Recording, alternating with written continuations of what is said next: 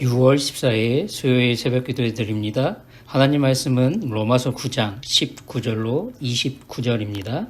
혹 네가 내게 말하기를 그러면 하나님이 어찌하여 허물하시느냐 누가 그 뜻을 대적하느냐 하리니 이 사람아 네가 누구이기에 감히 하나님께 반문하느냐 지음을 받은 물건이 지은 자에게 어찌 나를 이같이 만들었느냐 말하겠느냐 토기장이가 진흙 한 덩이로 하나는 귀 쓸 그릇을 하나는 친히 쓸 그릇을 만들 권한이 없느냐 만일 하나님이 그의 진노를 보이시고 그의 능력을 알게 하고자 하사 멸하기로 준비된 진노의 그릇을 오래 참으심으로 관용하시고 또한 영광 받기로 예비하신 바 긍휼의 그릇에 대하여 그 영광의 풍성함을 알게 하고자 하셨을지라도 무슨 말을 하리요. 이 그릇은 우리니 곧 유대인 중에서뿐만 아니라 이방인 중에서도 부르신 자니라. 호세아의 글에도 이르기를 내가 내 백성 아닌 자를 내 백성이라 사랑하지 아니한 자를 사랑한 자라 부르리라. 너희는 내 백성이 아니라 한 그곳에서 그들이 살아계신 하나님의 아들이라 일컬음을 받으리라 함과 같으니라. 또 이사야가 이스라엘에 관하여 외치되 이스라엘 자손들의 수가 비록 바다의 모래 같을지라도 남은 자만 구원을 받으리니 주께서 땅 위에서 그 말씀을 이루시고 속히 시행하시리라 하셨느니라. 또한 이사야가 미리 말한 바 만일 만군의 주께서 우리에게 씨를 남겨두지 아니하셨더라면 우리가 소돔과 같이 되고 고모라와 같았으리로다 함과 같으니라. 아멘.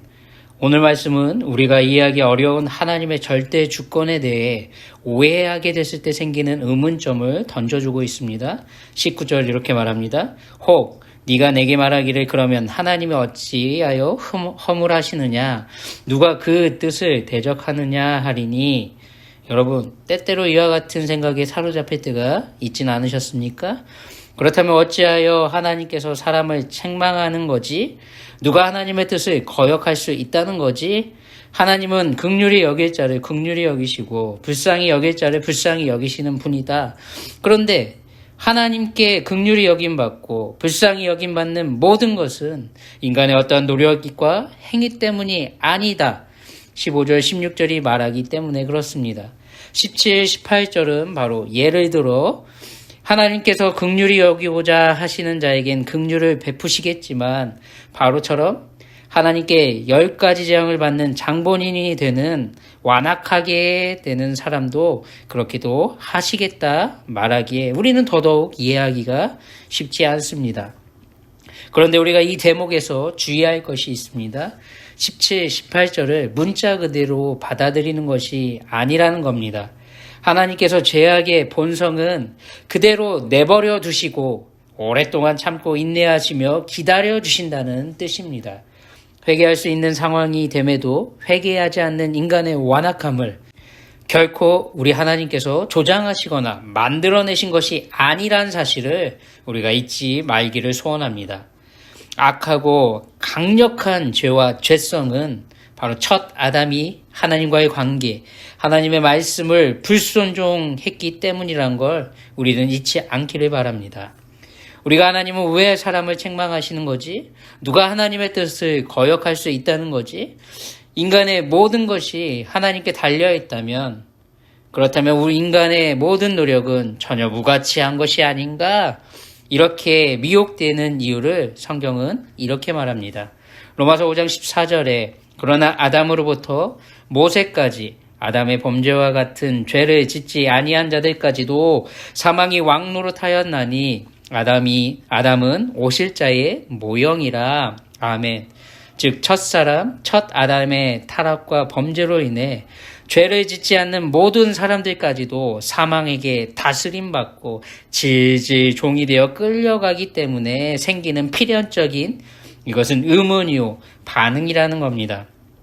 존재론적인 운명론에 하나님께 대한 원망에 빠질 위험에 봉착하지 않는 우리 모두가 되시길 간절히 소원합니다. 바울 사도는 토기장이의 비유를 들어 논리적으로 전개해 나갑니다. 그의 논리는 이렇습니다. 지음받은 물건은 지은 자에게 왜, 어떻게, 나를 이렇게 만들었습니까? 따질 수 없다 말하고 있습니다. 토기장이가 자신이 계획하고 소원한 대로 진흙을 짓이겨 자신이 원하는 물건을 만들어 주었기에 귀 쓸 그릇도 천이 쓸 그릇도 만들어져 이 세상에 존재하게 된 것이라는 것을 강조하며 말하고 있다는 겁니다. 토기장이가 천이 쓸 용도로 만든 그릇이라면 그 그릇이 천이 쓰인다면 이것은 그 지음에 합당하게 용도대로 쓰임받는 것이기에 당연한 일이 될 겁니다. 아주 잘 된 거죠. 존재의 이유와 목적 그대로 있는 것은 자연스러운 것이며 바람직한 것입니다. 만일 토기장이가 원하는 대로 그릇이 빚어지지 않았다면 어떻게 되겠습니까? 만들어진 즉시 토기장이의 손에 깨뜨려 주는 것이 당연하다는 겁니다. 그래서 바울은 이렇게 말합니다. 22절에 만일 하나님의 그의 진노를 보시고 그의 능력을 알게 하고자 하사 멸하기로 준비된 진노의 그릇을 오래 참으심으로 관용하시고 또한 영광받기로 예비하신 바 긍휼의 그릇에 대하여 그 영광의 풍성함을 알게 하고자 하셨을지라도 무슨 말을 하리요? 바울은 이렇게 말합니다. 즉 우리의 영역 밖에 있는 하나님의 뜻과 주권을 우리가 침해하는 자리로 나가지 말라고 이렇게 말하는 겁니다. 우리 하나님은 어떤 분이십니까? 아브라함을 택하고 부르신 이후에도 당신의 계획을 알려주셨습니다. 아직 자식이 전혀 없는 상황, 그 처지에 있던 아브라함에게 이렇게 약속하셨고 선포하셨습니다. 창세기 15장 13회 14절 말씀대로 여호와께서 아브라함에게 이르되 너는 반드시 알라. 네 자손이 이방에서 객이 되고 그들을 섬기겠고 그들은 400년 동안 내 자손을 괴롭히리니 그들이 섬기는 나라를 내가 징벌할지며 그 후에 네 자손이 큰 재물을 이끌고 나오리라. 아멘. 여러분, 그런데 이 말씀을 앞부분만 보면 어떻습니까? 하나님은 자식이 전혀 없는 아브라함에게 전혀 그려지지 않는 미래의 일을 지금 말씀하신 게 아닙니까? 자식이 전무한 노인에게 자식을 주겠다 말씀하셨는데 그런데 그 자식이 처할 운명은 무엇입니까? 그 자식의 후손들은 이방 땅에서 객이 되어 그곳 사람들을 섬길 것이다 라고 말합니다. 그들의 종으로 부림받을 거라 말합니다. 그런데 그 시간이 400년 동안 괴롭힘을 당할 것이라 말씀하시는데 이런 상황이라면, 이런 약속이라면, 이런 생각이 드는 것이 자연스러울 겁니다. 이럴 바에야 차라리 자식 없는 게 낫다라고 말입니다. 저라도 이렇게 생각하지 않을까 싶습니다. 하지만 하나님은 뒤에 이렇게 말씀하셨죠. 그들이 섬기는 나라를 내가 징벌할 것이고 네 자손이 그 후에 큰 재물을 이끌고 나올 것이다. 아멘. 하나님의 구원 계획을 하나님은 함께 주신다는 겁니다. 쉽지는 않겠지만 우리를 내세우는 우리들이 우리의 노력과 열심이 아닌 오직 하나님의 은혜로 모든 것이 가능하다는 걸 생각도 감정도 능력도 인정하게 된다면 이 약속을 온전히 붙드는 자리로 나아가지 않을까 싶습니다. 하지만 쉽지는 않습니다. 아브라함은 인간의 그 어떠한 노력과 방법으로도 불가능한 100세가 되어서야 하나님의 구원하시겠다는 이 약속이 실제란 것을 바랄 수 없는 중에 믿고 바라보며 하나님만 의존하며 살다 아브라함에게 마주하게 만드신 분이십니다. 여러분, 우리에겐 에덴 동산에서 실패한 첫 아담의 DNA가 있습니다. 하나님의 어떠하심이 아니라 나의 어떠함에 함몰되는 그 연약함이 우리에게 있다는 겁니다. 하나님은 당신 아담에게 동산 중앙에 있는 선악을 알게 하는 나무의 열매를 제외하고는 말씀을 제대로 살펴본다면 모든 것을 주어 먹게 하셨다는 겁니다.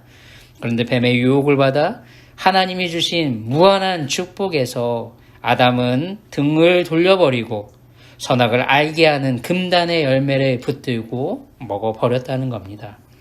바울 사도는 이렇게 고백합니다.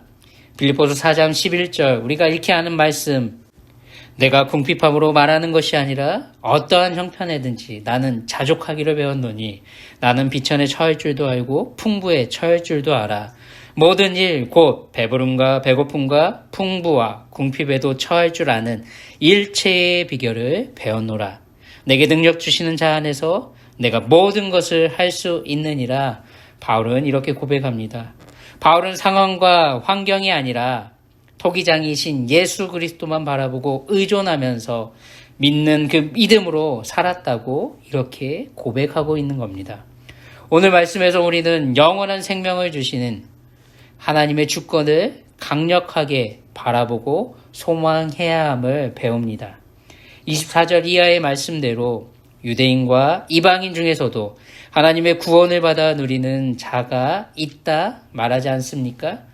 세상은 전혀 하나님의 백성이 될 수 없다 말하는 그곳에서도 오늘 본문은, 오늘 말씀은 하나님은 택하시고 부르신 자들을 하나님의 뜻과 계획대로 구원하시는 살아계신 하나님의 아들로 삼아주신다라고 약속하고 있습니다. 성경은 하나님께서 구원하실 자들이 있다 선언하고 있습니다. 그렇다면 우리는 무엇을 바라봐야 합니까? 무엇을 붙들고 살아가야 하겠습니까?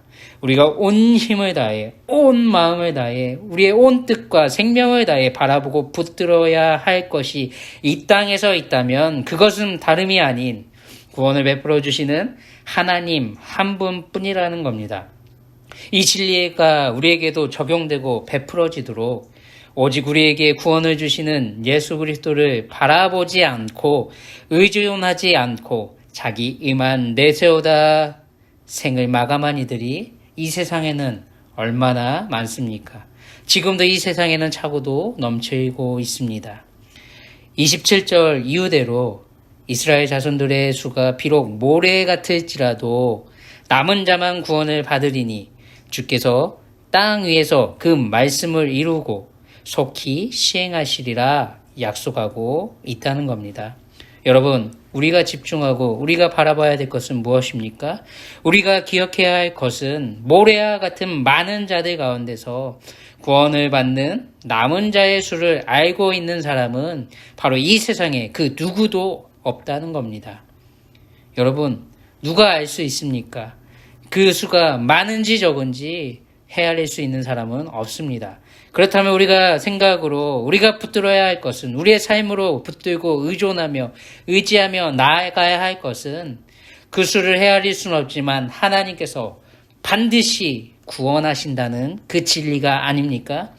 우리의 상황과 형편, 우리의 주변에 우리의 이웃들의 상황을 보지 마시고 우리의 상황을 보지 말고 하나님이 하신 이 약속이 우리의 생각과 우리의 환경을 견인해가는, 우리를 그것을 뛰어넘고 승리케 만드는 동력으로 삼게 되길 간절히 소망합니다. 우리가 집중하고 붙들어야 할 것은 당신의 구원의 약속을 지금도 친히 이루시고 계신 하나님 한 분뿐이십니다. 속히 시행해 주실지 아니면 더딜게 시행해 주실지 우리는 알 수 없지만 약속을 반드시 실천해 주시는, 실행해 주시는 하나님만을 믿고 의존하는 것, 의지하는 것이 합당한 우리의 모습일 겁니다. 여전히 길이 참으시며 기회 주시는 우리 하나님, 소돔과 고모라 같이 즉각적인 심판을 단행하실 수도 있음에도 그것을 요구하고 계시고 사랑하시며 기다려주시는 하나님의 구원의 은혜가 우리의 생각과 마음을 오늘 하루도 지켜주시길 소원합니다. 오늘 하루도 하나님께서 행해 주실 그 일들, 하나님의 주권과 섭리하심을 기대하시면서 우리가 살아내야 할 책임을 다하시길 예수님의 이름으로 축원합니다. 아멘. 기도합니다. 하나님, 오늘도 말씀을 통해 시작하게 하여 주심에 감사드립니다. 우리는 하나님의 뜻을 온전히 알 수 없는 연약함이 있습니다. 그래서 우리가 처하는 상황과 환경에 휘말리기도 하고 질질 끌려가기도 합니다. 그렇지만 기억해야 할 것은 그 상황 속에서도 하나님은 여전히 신실하게 하나님의 구원을 성취하고 계신 분이심을 우리가 굳건히 믿게 하여 주시옵소서. 상황과 환경을 초월하여 역사하고 계신, 섭리하고 계신 하나님의 구원의 통로로 하나님의 뜻을 성취해낼 수 있는 우리 모두가 되게 하여 주시옵소서.